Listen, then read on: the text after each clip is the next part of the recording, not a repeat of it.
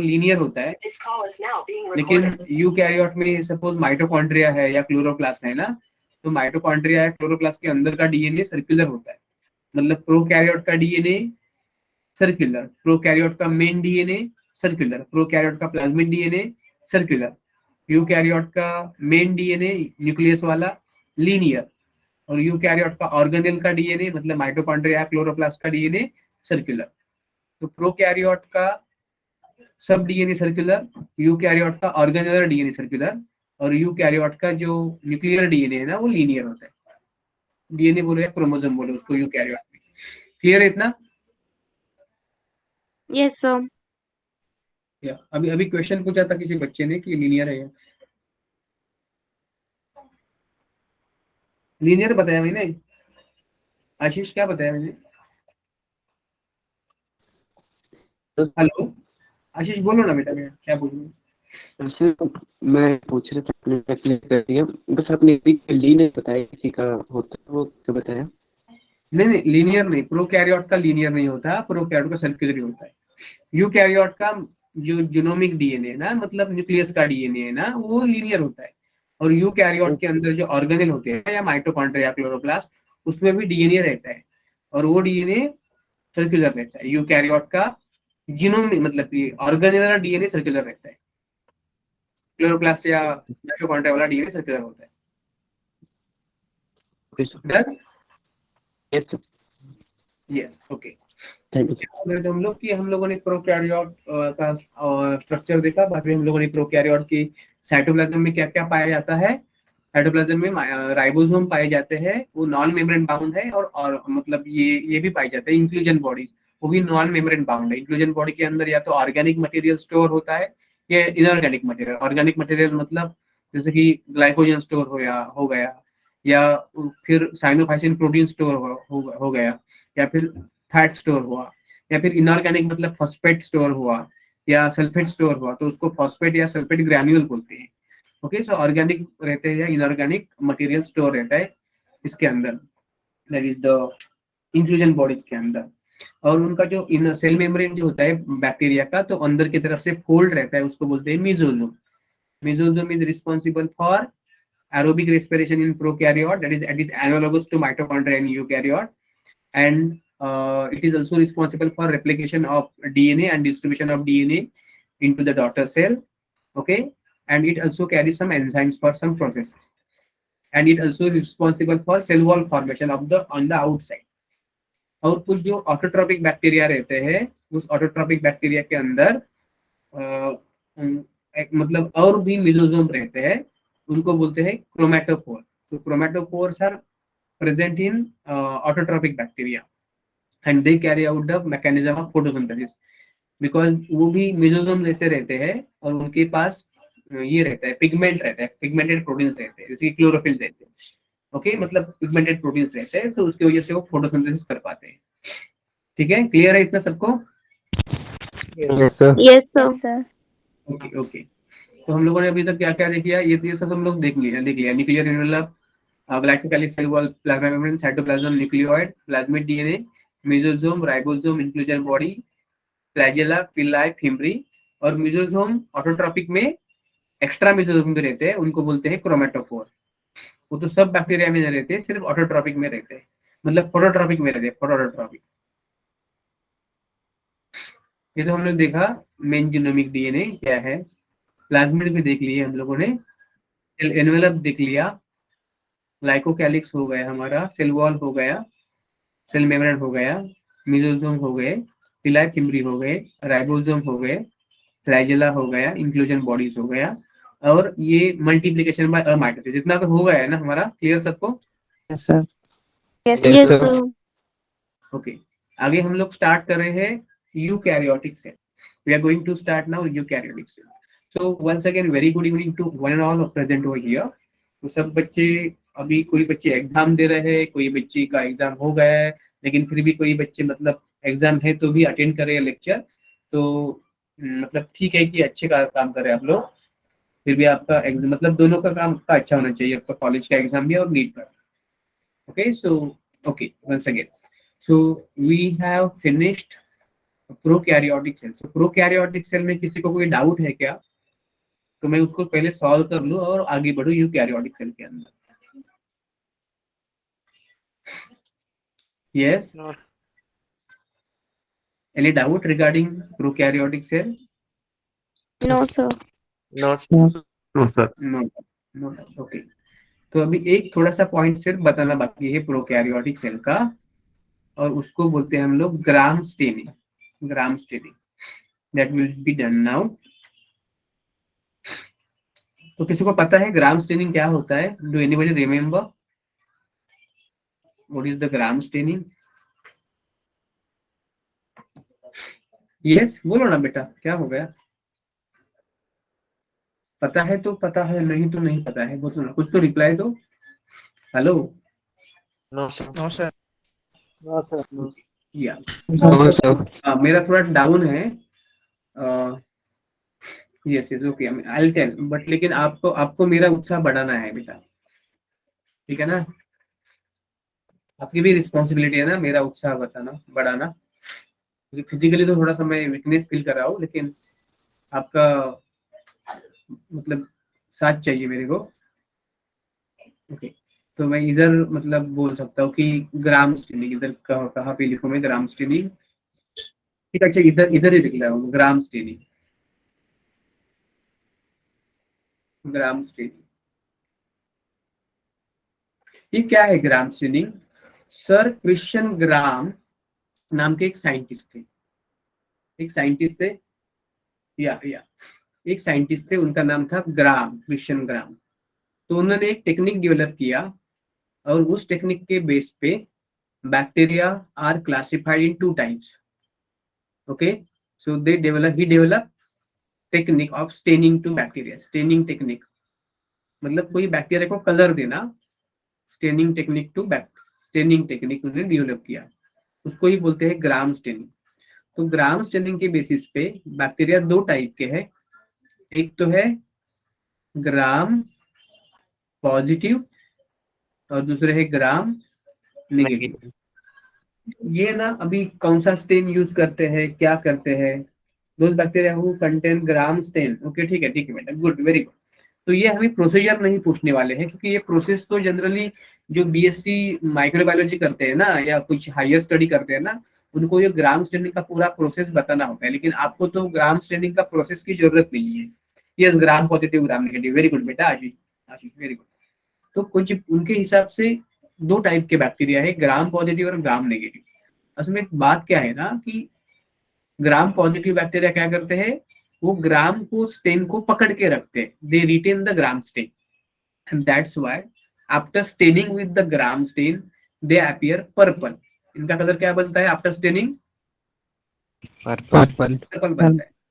लेकिन जो gram negative होती है ना, वो पर्पल कलर रिटेन नहीं करते। तो आफ्टर स्टेनिंग उनका कलर जो होता है ना, सॉरी, ग्राम नेगेटिव, तो आफ्टर स्टेनिंग उनका कलर होता है ना, वो पिंक होता है। क्या होता है? पिंक होता है। तो ग्राम ने जो स्टेनिंग डेवलप किया, उसमें अलग अलग केमिकल है, उसका भी डिटेल में बताने का कोई जरूरत नहीं, आपको आएगा भी नहीं, नीट में भी नहीं आएगा वो। तो खाली फोकट दिमाग में आप मतलब उसमें लगाओ कि जो नीट में आएगा वही ज्यादातर पढ़ो। मेरा तो क्या कहता है, मेरे देखो बच्चों के, मेरे ना स्टूडेंट बहुत अच्छे आते हैं, मतलब अच्छे मार्क्स से क्यों आते हैं? क्योंकि मैं उसको ना जो काम की बात जो है ना वही बताता हूँ, मतलब जो नीट में आने वाले है ना वही बताता हूँ। और उससे एक हो सकता है कि बाबा एक आधा क्वेश्चन मतलब आया, जो मैंने पढ़ाया उससे बाहर का आया तो ठीक है ना, एक क्वेश्चन आया तो कुछ प्रॉब्लम नहीं। लेकिन बाकी के तो सब क्वेश्चन उसमें से आते हैं। तो एक क्वेश्चन के लिए हम लोग कितना बाहर जाए, एनसीईआरटी से कितना बाहर जाए? तो मैं तो ज्यादा एनसीईआरटी से, मेरा एक मानना है कि आपको एनसीईआरटी ही की हर लाइन क्लियर होनी चाहिए, हर मतलब क्लियर। क्योंकि क्या करते हैं बच्चे, बहुत पढ़ लेते हैं, इधर उधर का बहुत मटेरियल उनके पास रहता है, रेफरेंस बुक रहते हैं, मॉड्यूल्स रहते हैं, टीचर भी कोई पढ़ाता होगा उनको बहुत ज्यादा, तो उनको लगता है ये बहुत पढ़ लिया हमने। लेकिन एनसीईआरटी क्लियरली मतलब वो अच्छी तरह से पढ़ते नहीं, और उसकी वजह से मतलब वो नीट में अच्छा नहीं कर पा रहे। तो आप एनसीईआरटी और मैं मतलब एनसीईआरटी के बेस पे जो पढ़ा रहा हूँ ना, तो बहुत अच्छी तरह से कर लिए करिए, तो आपका बहुत अच्छे से हो जाएगा। आपका 33-40 मार्क्स आराम से हो जाएगा, ठीक है ना? क्योंकि टाइम भी हमारे पास कम रहता है, क्योंकि जो पढ़ा है ना वो रिटेन भी करना पड़ता है, ठीक है ना? तो ग्राम स्टेनिंग एक टेक्निक है, वो क्रिश्चियन ग्राम ने डेवलप की है, उससे उसके बेसिस पे bacteria two types, gram positive bacteria and gram negative bacteria. आपको इतना ही करना है कि those bacteria which take up the gram stain and appear purple, they are gram positive, and जो they do not retain the gram stain, they appear pink. तो purple क्या है, पिंक क्या है, उसका उसका हम लोगों ने जो जानना नहीं है, इधर कोई जरूरत नहीं है, उसका सब डिटेल जानने की जरूरत नहीं है। That will not be asked in your exam. Understood? So Gram positive bacteria क्या करते हैं, they retain the stain, they purple why, because they retain Gram stain, they retain Gram stain, G stain, Gram stain को retain करते हैं वो purple. और gram negative pink क्यों हो जाते हैं, तो they do not retain Gram stain. Okay, not Yes, sir. They do not retain Gram stain, Gram stain को पकड़ के नहीं रहते, इसलिए वो तो पिंक बन जाते हैं। कितना क्लियर है सबको? Yes, sir. Yes, sir. Okay, Yes, sir. या Yes, sir. Gram staining is completed.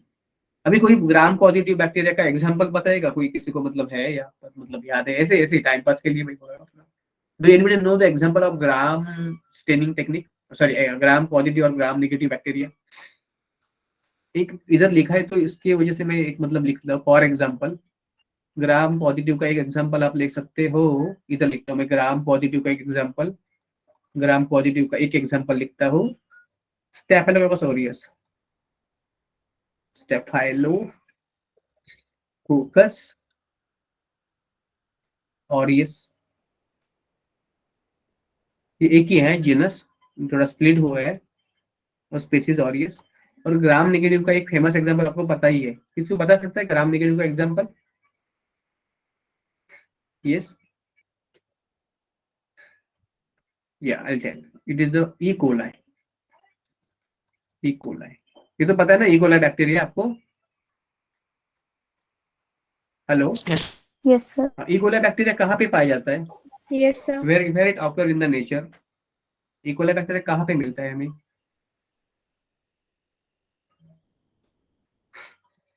ये हमारे कोलॉन में रहते हैं। कहाँ पे मिलता है ये? कोलॉन में। और ईश्चरिश नाम का एक साइंटिस्ट था, ईश्चरिक, उन्होंने उसको नाम दिया ईश्चरिशिया कोलाई। ठीक है, एनीवे, सो इतने तो कुछ बहुत कुछ कर सकते हैं हम लोग, not of use for your exam point of view. तो now the structure of eukaryotic cell. So eukaryotic में क्या क्या आता है? Eukaryotes, what are the different types of eukaryotes? Eukaryotes में क्या क्या आते हैं? तो जो प्रोकैरियोट छोड़ गए, मतलब मोनेरा, बाकी के सब बच्चे, मतलब protista, these are unicellular eukaryotes, fungi, mostly multicellular eukaryotes, some rarely like yeast are unicellular eukaryote, fungi मतलब। then protista हो गए, fungi हो गए, plant हो गए, और एनिमल हो गए, एनिमल हो गए, प्लांटिया और एनिमलिया, ये सब हो गए यूकैरियोट्स। तो यूकैरियोट्स में क्या है? यू माने ट्रू, यू माने ट्रू, और कैरियोट्स मतलब उसका हो गया न्यूक्लियस, ट्रू न्यूक्लियस उसमें प्रेजेंट है। और दूसरा क्या है? मेम्ब्रेन बाउंड ऑर्गेनेल प्रेजेंट है। क्या प्रेजेंट है उनमें? मेम्ब्रेनस और membrane bound organelles, bound organelles. Prokaryotes में भी ऑर्गेनेल्स है, मेम्ब्रेन बाउंड ऑर्गेनेल्स, ऑर्गेनेल्स। तो एक मुझे बताइए कि प्रोकैरियोट में कैसे ऑर्गेनेल होते हैं? मेम्ब्रेन बाउंड होते हैं या नॉन मेम्ब्रेन बाउंड होते हैं प्रोकैरियोट में? Hello, So don't know. So non-membrane bound. Bound. Yes yes yes, example दे दो उनका। Ribosome. और इंक्लूजन बॉडीज, और क्या? Inclusion bodies. तो कोई मुझे बता सकता है कि प्रोकैरियोट में मेम्ब्रेन बाउंड है या नहीं है, मतलब कोई मेम्ब्रेन प्रेजेंट है या नहीं प्रेजेंट है? प्रोकैरियोट में मेम्ब्रेन प्रेजेंट है या नहीं प्रेजेंट है? लिपिड प्रोटीन का मेम्ब्रेन प्रेजेंट है या नहीं? हाँ, यस सर है। किधर है वो, किधर है मतलब? Yes, No, sir. नहीं है प्रोकैरियोट में मेम्ब्रेन स्ट्रक्चर। ठीक है, जो पूरा सेल है ना बेटा प्रोकैरियोट का, उसको मेम्ब्रेन ने बाउंड किया है ना साइटोप्लाज्म को, क्योंकि plasma membrane is present in all cell whether they are prokaryotic और यूकैरियोट। तो ऑर्गेनेल तो नहीं है मेम्ब्रेन बाउंड प्रोकैरियोट में, लेकिन पूरा का पूरा सेल जो है वो तो मेम्ब्रेन बाउंड है हर किसी में, चाहे वो प्रोकैरियोट हो चाहे वो यूकैरियोट हो। अच्छा बात ना, ठीक है, समझे आप सब लोग? Yes sir. Yes, sir. Yes, sir. Yes, लेकिन sir. मैं फिर भी बोलता हूँ कि एक ऑर्गेनेल है प्रोकैरियोट में जो मेम्ब्रेन बाउंड है, मेम्ब्रेन से बनी है, ऐसे एक ऑर्गेनेल है प्रोकैरियोट में। Any guess? Yes, any idea? Sir nucleus. Nucleus है प्रोकैरियोट में, न्यूक्लियस होता है बेटा, न्यूक्लियस तो यूकैरियोट में होता है ना, न्यूक्लियॉइड होता है प्रोकैरियोट में। सॉरी सर, वो गलती से बोल दिया। हाँ ठीक है बेटा, ठीक है। न्यूक्लियस यूकैरियोट में, मैं प्रोकैरियोट की बात कर रहा हूँ बेटा। प्रोकैरियोट में कोई ऑर्गेनेल है क्या जो कि मेम्ब्रेन बाउंड है? राइबोसोम तो मेम्ब्रेन बाउंड नहीं है, इंक्लूजन बॉडी तो मेम्ब्रेन बाउंड नहीं है, न्यूक्लियोइड तो नहीं है मेम्ब्रेन बाउंड, फ्लैजेला को भी कवर नहीं होता मेम्ब्रेन का, ठीक है ना? तो क्या है मेम्ब्रेन बाउंड? सेल, सेल तो है मेम्ब्रेन बाउंड सभी में है, लेकिन फिर भी एक ऑर्गेनेल है जो मेम्ब्रेन से बाउंड है और वो प्रोकैरियोट में पाई जाती है। बोलूं मैं? Plasma membrane. वो तो ऑर्गेनेल नहीं है ना, वो तो पूरा सेल होगा, मैंने ऑर्गेनेल पूछ लिया, organelle. Yes, nucleoid. Sorry, nucleoid.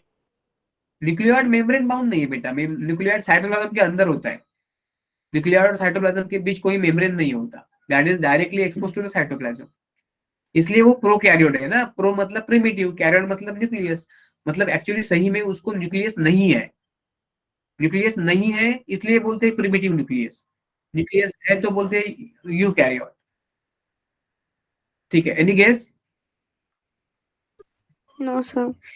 ठीक है, मीजोजोम पता है ना आपको? Mesosome, yes sir. Yes, sir. Mesosome किससे बना है? मेम्ब्रेन की इनफोल्डिंग से बना है ना। Yes, sir. हाँ, तो मीजोजोम्स आर मेम्ब्रेन बाउंड। ऐसे क्वेश्चन पूछते हैं हाँ, जो मतलब नॉर्मल तो नहीं रहते, मतलब मीजोजोम या chromatophore they are membrane bound because वो बने ही होते हैं मेम्ब्रेन की इनफोल्डिंग से, तो मेम्ब्रेन बाउंड ही हो गए ना वो। Understanding? Yes, sir. Yes, sir. हाँ, Yes, यस सर। ये सबको क्लियर है? यस ये सर। ये Yes. Yes, sir. ये क्वेश्चन ना, ये क्वेश्चन मोस्ट डिफिकल्ट लेवल का होगा आपका। अगर आप ऐसे क्वेश्चन पे मतलब कर सकते हो ना तो कर भी सकते हो। अभी आपको आदत नहीं है तो मैं आपको आदत डलवा लूंगा, कुछ प्रॉब्लम, ठीक है? Yes, sir. ये Yes, क्या sir. होता है ना बेटा, क्या होता है ना, कुछ पूछते हैं ना वो सिलेबस से ही पूछते हैं, एनसीईआरटी से पूछते हैं, लेकिन उसको देखने का नजरिया होना चाहिए हम हमारा। वैसे देते हैं वो प्रोकैरियोट में कोई मेम्ब्रेन बाउंड नहीं है, लेकिन हम लोग को सोचना चाहिए सच में ऐसा है क्या? सच में ऐसा नहीं है, एक्चुअली जो प्लाज्मा मेम्ब्रेन है उसका इनफोल्डिंग है तो मेम्ब्रेन बाउंड ही हो गया, सीधी सी बात है। ठीक है, got it? So this is the yes sir. most difficult type. Yes, sir. Yeah, good. Yeah, shall we go ahead? Yes sir. आपको भाई देखो, मेरी तबीयत तो ठीक नहीं है, लेकिन मेरा कुछ ना कुछ आपको मतलब ऐसा देख रहे हैं ना मेरा मतलब आपसे मोटिव, मतलब ये इंटरेक्शन, तो आप ऐसा सुस्त सुस्त मत रहिए, आप इंटरेक्शन, मेरा हौसला बढ़ाइए आप, मैं आपका हौसला बढ़ा रहा हूँ। ओके, सो यू कैरियर हम लोग दिखे यार, तो ये कौन सी सेल है अभी आपके सामने, ये कौन सी सेल है? प्लांट सेल और plant animal cell. Cell. Answer अभी and देखो यूकैरियोट में ना अभी हम लोग सब प्रोटिस्टा फंगाई वगैरह अभी नहीं करना है, क्योंकि फंगाई तो हम लोग किंगडम फंगाई में कर रहे हैं, इधर हम लोग प्लांट और एनिमल सेल को बेसिकली देखने वाले हैं, बेसिकली प्लांट और एनिमल सेल। तो ये तो हम लोग इतना इसका बताऊंगा डिटेल में। ओके, या क्या है ये आप एनसीईआरटी के डायग्राम आप भी कर सकते हो, मतलब थोड़े आगे जाते हैं देखो कि प्लांट सेल में क्या क्या होता है और एनिमल सेल में क्या क्या होता है डिफरेंस। तो सेल वॉल तो बन गए प्लांट सेल में, एनिमल में तो सेल वॉल नहीं होते, एब्सेंट होते हैं। प्लास्टिड होते हैं प्लांट सेल में, प्लास्टिड में क्या क्या आता है? क्लोरोप्लास्ट प्लास्टिड में आता है, क्लोरोप्लास्ट, ल्यूकोप्लास्ट, अल्यूरोप्लास्ट, ये सब मतलब अमाइलोप्लास्ट वगैरह ये सब आता है प्लास्टिड में। तो plastids are present in the plant but they are absent in the animal. Plant के अंदर बड़ा वाला सेंटर में एक बड़ा वाला वैक्यूल रहता है, उसको बोलते हैं sap vacuole. Sap vacuole animal cell में एब्सेंट रहता है। एनिमल सेल का जो डिवीजन होता है उसके लिए स्पिंडल फाइबर जो बनते हैं सेंट्रियोल से, तो सेंट्रियोल होता है एनिमल सेल में, मतलब सेंट्रोजोम होता है। सेंट्रोजोम के अंदर 2 सेंट्रियोल रहते हैं, हम लोग देख लेंगे आगे सेंट्रोजोम के बारे में। लेकिन प्लांट सेल में तो 9 सेंट्रोजोम, ओके, सेंट्रोजोम नहीं रहते। सेंट्रोजोम पता है ना, सेंट्रियोल से बने होते हैं ये। Yes sir. Yes, sir. तो प्लांट सेल में सेंट्रोजोम नहीं रहते, लेकिन लोअर में रहते हैं, लोअर प्लांट्स में रहते हैं, लोअर प्लांट्स में रहते हैं, लोअर प्लांट्स में रहते हैं, हायर प्लांट्स में नहीं रहते, हायर प्लांट्स में नहीं रहते, लोअर प्लांट्स में रहते हैं सेंट्रोजोम। एनिमल में तो सेंट्रोजोम रहते ही। देखो कि प्लांट एनिमल में जो गोल्गी बॉडी रहती है ना, गोल्गी कॉम्प्लेक्स, वो न्यूक्लियर मेम्ब्रेन मतलब न्यूक्लियस के पास रहती है, और गोल्गी बॉडी एक ही रहती है और लार्ज रहती है। हम लोग जानेंगे गोल्गी बॉडी के बारे में। लेकिन प्लांट सेल में ना सो मेनी गोल्गी बॉडी रहती है, और एवरी गोल्गी बॉडी जो होती है हर वो छोटी रहती है और स्कैटर्ड रहती है, और उसको बोलते हैं dictyosome. Dictyosome is the Golgi body of plant, Golgi body of plant. Plant क्या गोल्गी बॉडी को बोलते हैं डिक्टियोजोम, ठीक है ना? Yes, sir. Okay. Lysosomes commonly present रहते हैं एनिमल सेल में, और प्लांट सेल में रेयरली प्रेजेंट रहते हैं। एनिमल सेल में जो फूड स्टोर है वो ग्लाइकोजन है, प्लांट में स्टार्च है। एनिमल में सेल डिवीजन कैसे होता है? फरो से। सपोज ये एनिमल सेल क्या होता है कि न्यूक्लियस डिवाइड होता है, ये क्लीवेज फरो बन जाता है। क्लीवेज फरो मतलब इधर से क्लीवेज फरो बन गया, ये भी बन गया क्लीवेज फरो, तो न्यूक्लियस डिवाइड हो गया, और साइड बाय साइड साइटोप्लाज्म का भी क्लीवेज फरो बन गया, और साइटोप्लाज्म डिवाइड हो गया तो 2 सेल बने, हर सेल में एक न्यूक्लियस। ये एनिमल सेल की डिवीजन है, एनिमल सेल की डिवीजन है क्लीवेज फरो मेथड में। लेकिन प्लांट में क्या होता है कि सपोज एक सेल है, उसका न्यूक्लियस डिवाइड होता है, 2 न्यूक्लियस बन जाते हैं।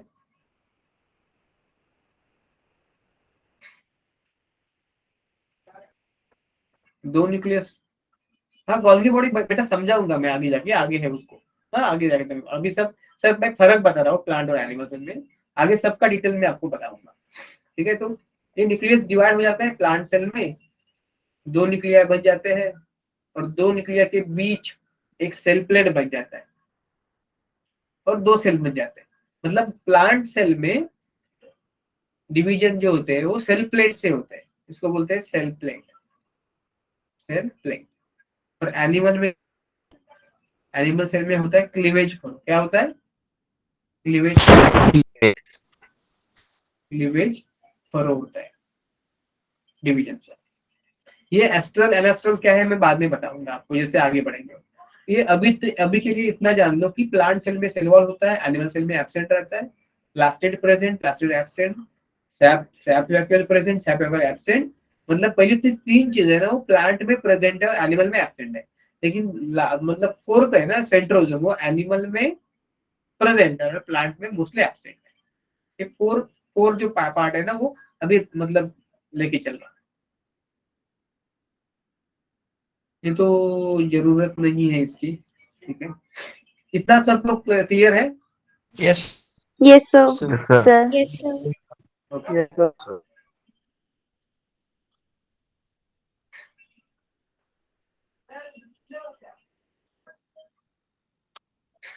अभी हमारा शुरू हो रहा है actually eukaryotic cell, okay? So eukaryotic cell now we continue. So eukaryotic cell में क्या क्या पाया जाता है? तो eukaryotic cells are protista, plants, animals and fungi, okay?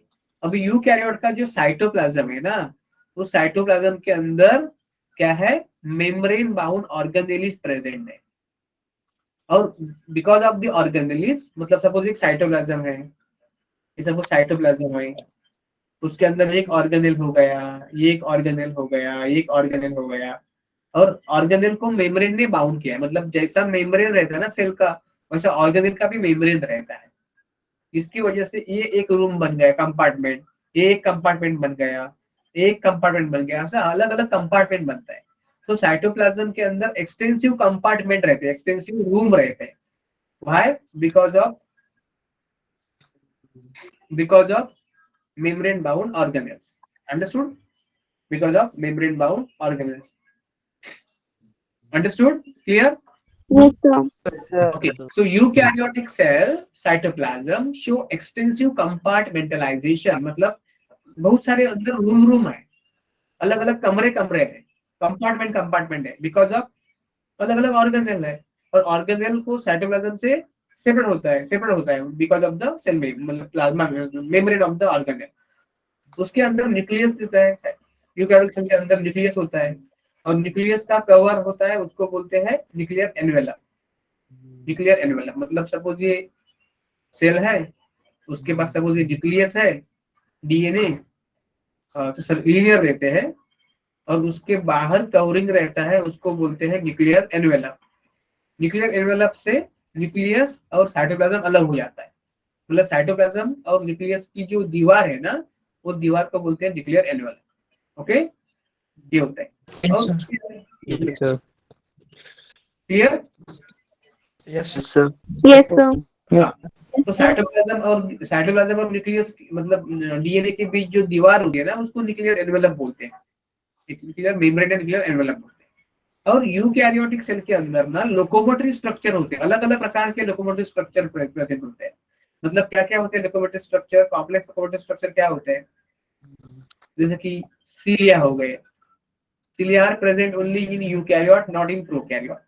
और फ्लैजेला भी हो गए, फ्लैजेला हो गए।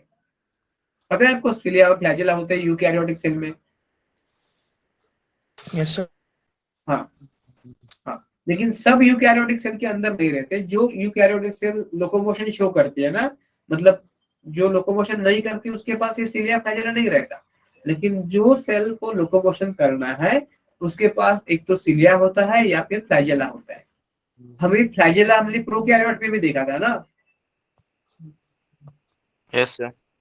हाँ, तो प्रोकैरियोट का फ्लैजेला होता है ना, वो बनता है फ्लैजेलिन प्रोटीन से, और यूकैरियोट का फ्लैजेला बनता है ट्यूब्यूलिन प्रोटीन, मतलब माइक्रोट्यूब्यूल से। यहाँ पे लिख जाता हूँ मैं, ये जो फ्लैजेला है ना, सो फ्लैजेला, क्या फर्क है यूकैरियोट और प्रोकैरियोट में?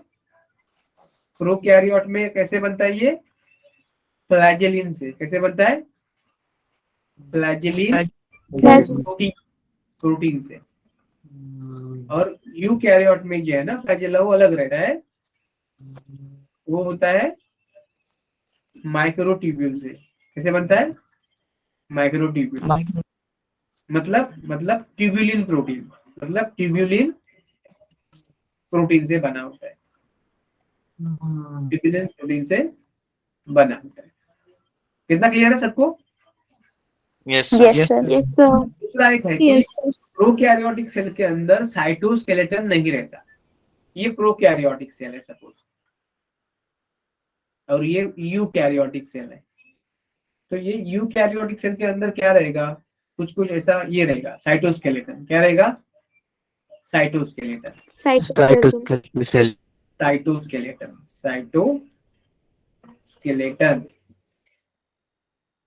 जो इसमें क्या है?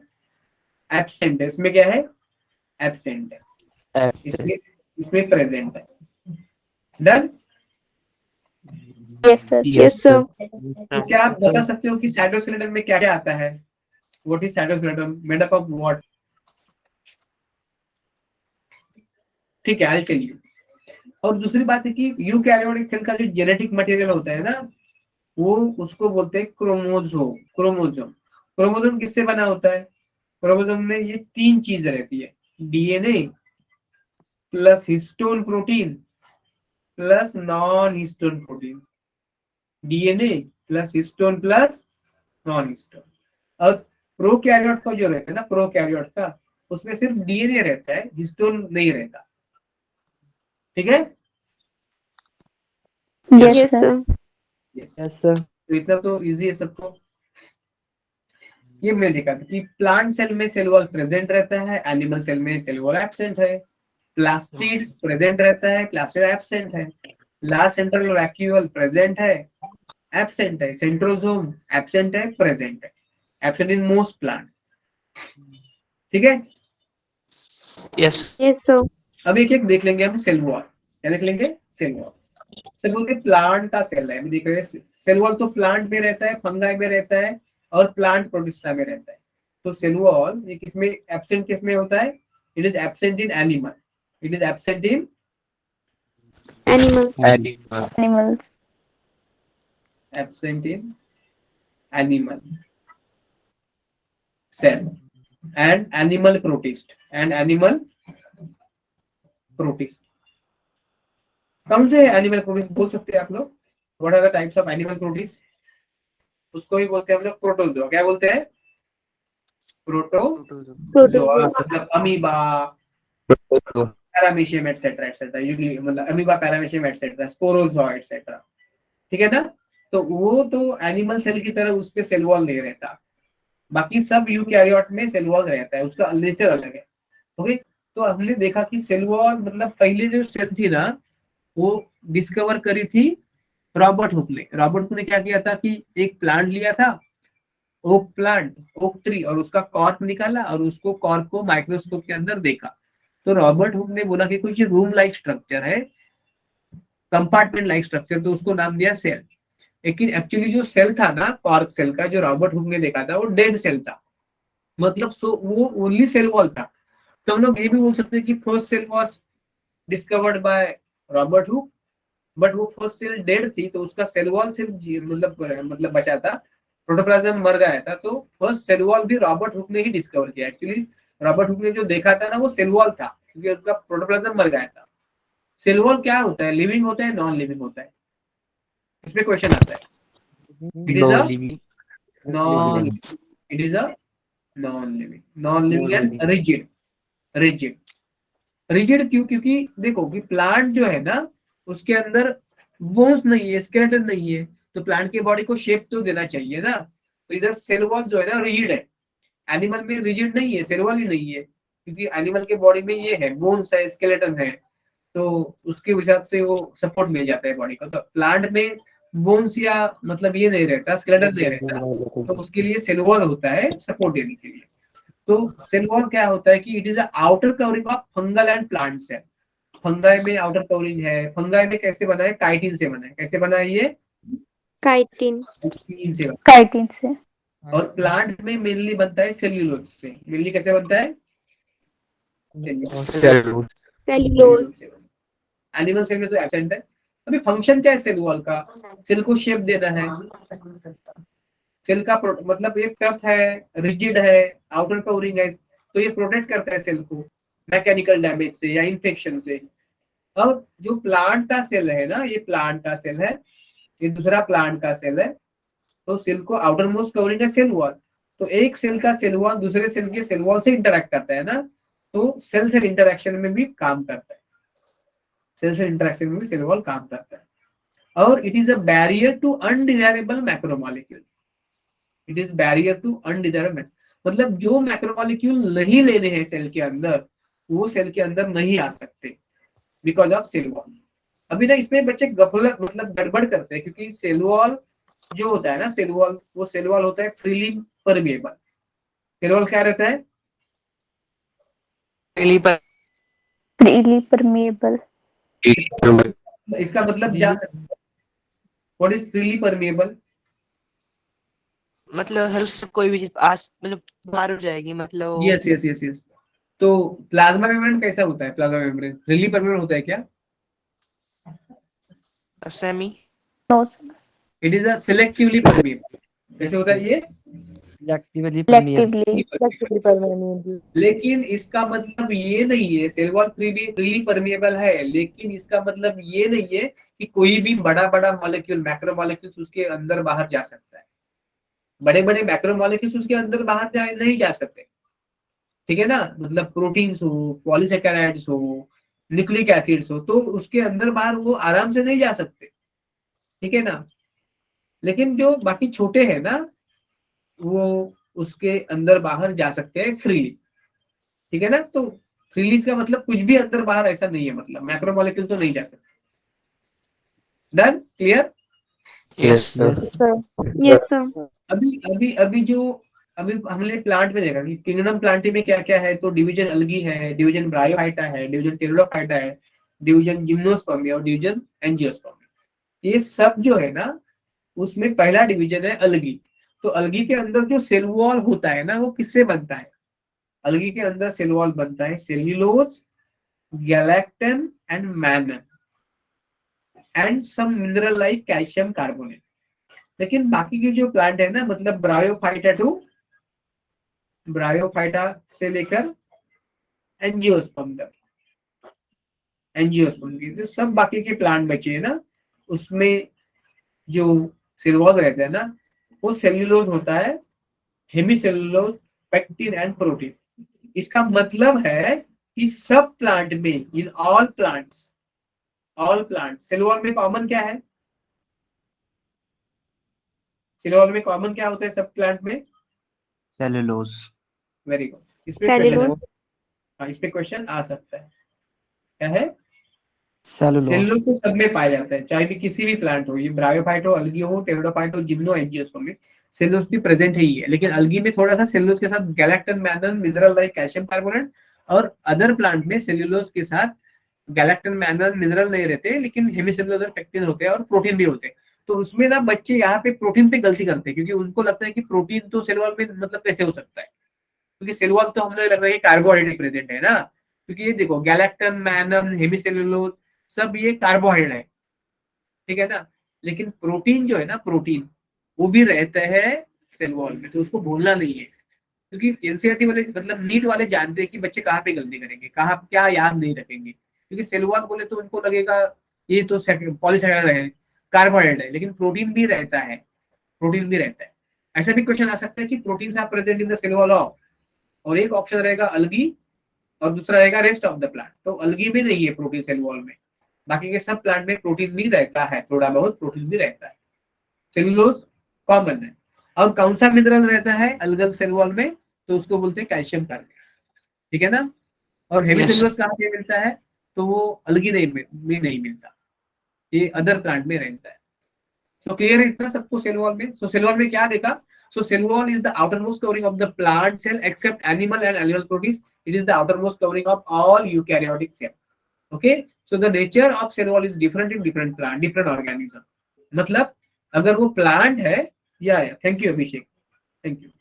अगर तो प्लांट है तो उसमें बेसिकली होता है सेल्यूलोज, और भी कुछ रहते हैं, जैसे कि अलगी है तो सेल्यूलोज के साथ गैलेक्टन है, मैनन है, मिनरल लाइक कैल्शियम कार्बोनेट है, या अदर प्लांट है ब्रायोस से लेके एंजियोस्पर्म तक, तो उसमें सेल्यूलोज के साथ हेमीसेल्यूलोज, पेक्टिन और प्रोटीन भी रहते हैं, प्रोटीन भी रहते हैं, प्रोटीन भी रहते हैं। ओके, इसका मतलब है सब प्लांट में होता है सेल वॉल, वो सेल्यूलोज कॉमन हो जाता है।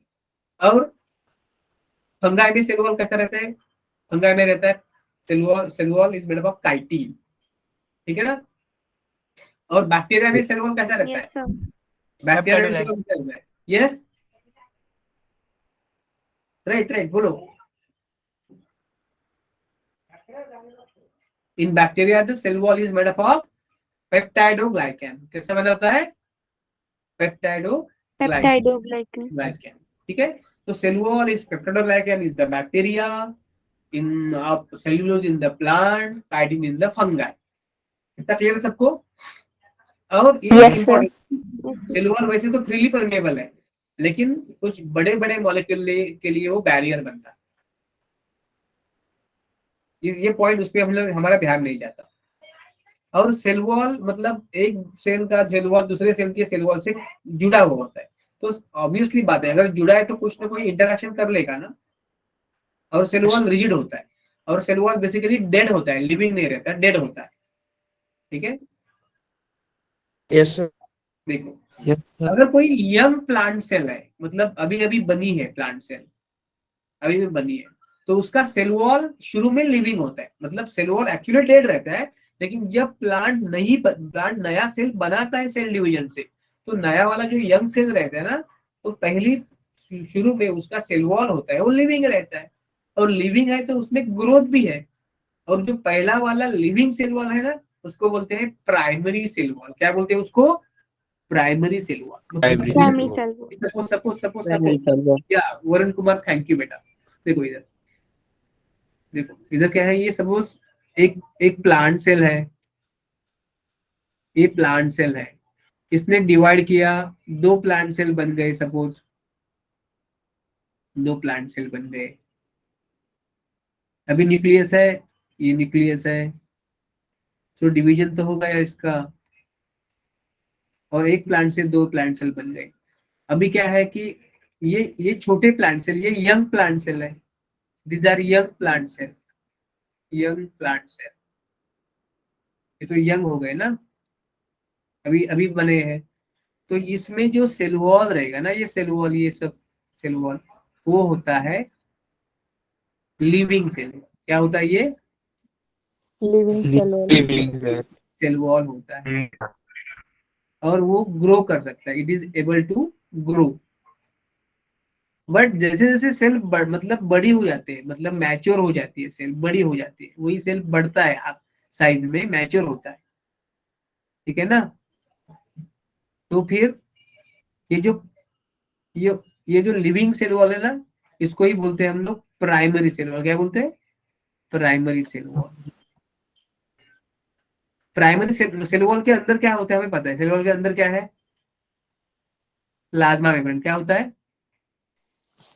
प्लाज्मा में ओके, तो ये तो हो गया सेल वॉल, ये तो हो गया प्लाज्मा मेम्ब्रेन या सेल मेम्ब्रेन।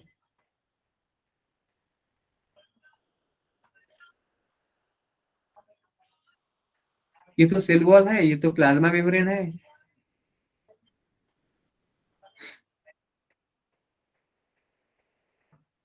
कहाँ भी चिपका है, मतलब ये क्लियरली नहीं आ रहा है डायग्राम, ठीक है, समझ सकते हैं आप। अभी क्या है, ये जो सेल मेम्ब्रेन है ना, सेल मेम्ब्रेन, जैसे जैसे सेल बढ़ता है, मैच्योर हो जाता है, तो जो पहला बाहर वाला मतलब सेल, ये तो सेल वॉल हो गया, प्राइमरी सेल वॉल, और ये हो गया अंदर का प्लाज्मा मेम्ब्रेन।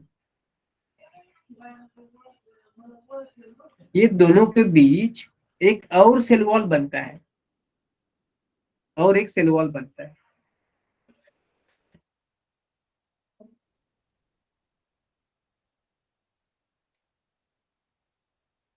और इसको बोलते हैं हम लोग सेकेंडरी सेल वॉल। क्या बोलते हैं इसको?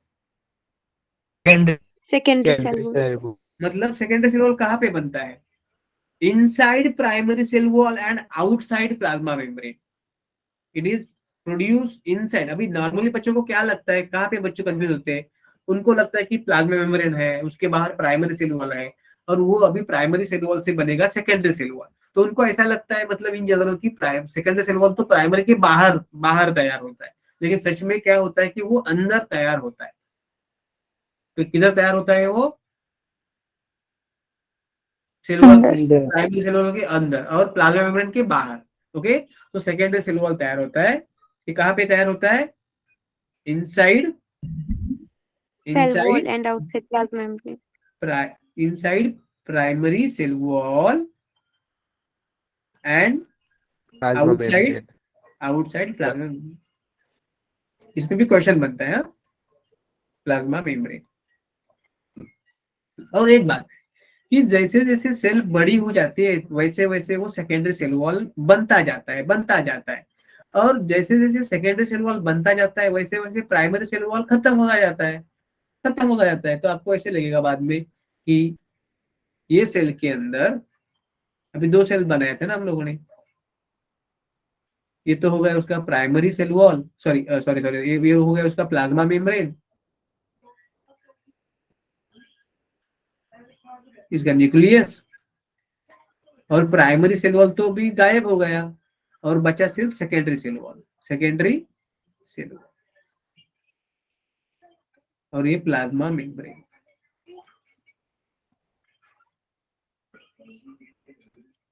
क्लियर है सबको?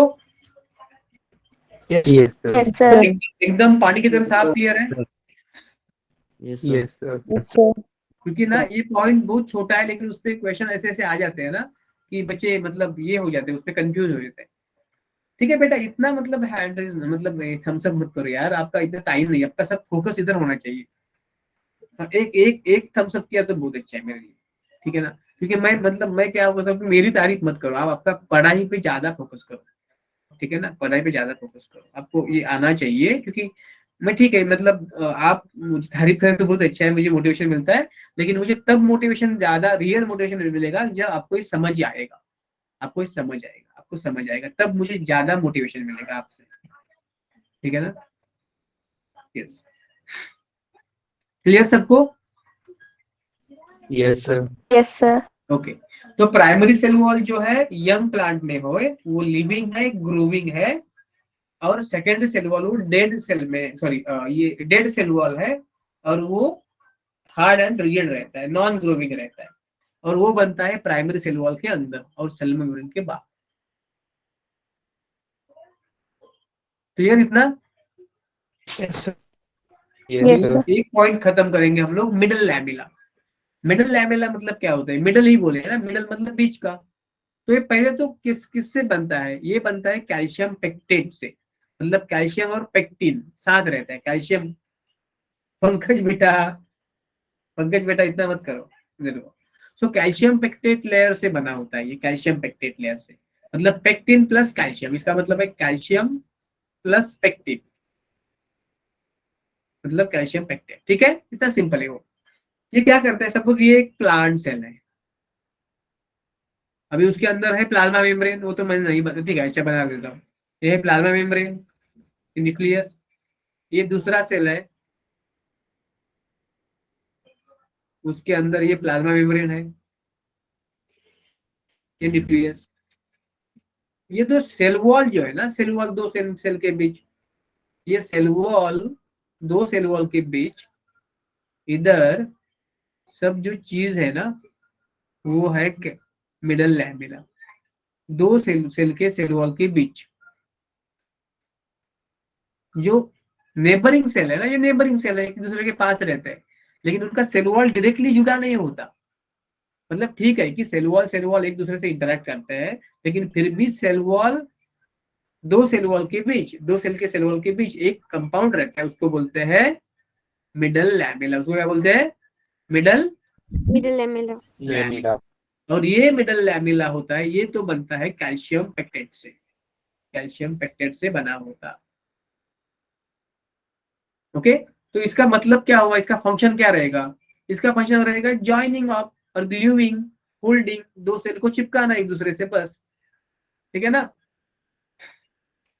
Yes, sir. दूसरी, हाँ, और रहता है प्लाज्मोडेस्माटा, ठीक है। अभी अभी खत्म करते हैं लेक्चर को, क्योंकि मुझे ना टाइम भी होता है दूसरा लेक्चर शुरू करने में, आपको भी टाइम होता होगा ना दूसरे लेक्चर में अटेंड करने में, एक दो मिनट आपको ब्रेक भी चाहिए, तो हम लोग ना एक 2-3 मिनट पहले ही खत्म करेंगे, क्योंकि हमारा पॉइंट भी हो गया है अभी, तो बाकी का बाद में देखेंगे, कल देखेंगे, ठीक है ना। Yes, sir.